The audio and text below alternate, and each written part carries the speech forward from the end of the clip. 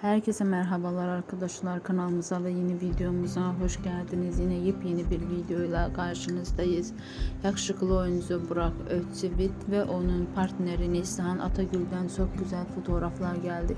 Yeni gelen kareleri sizlerle paylaşıyoruz. Siz de kanalımıza abone olmayı, videomuzu beğenmeyi unutmayın. İyi seyirler, hoşça kalın, bizimle kalın.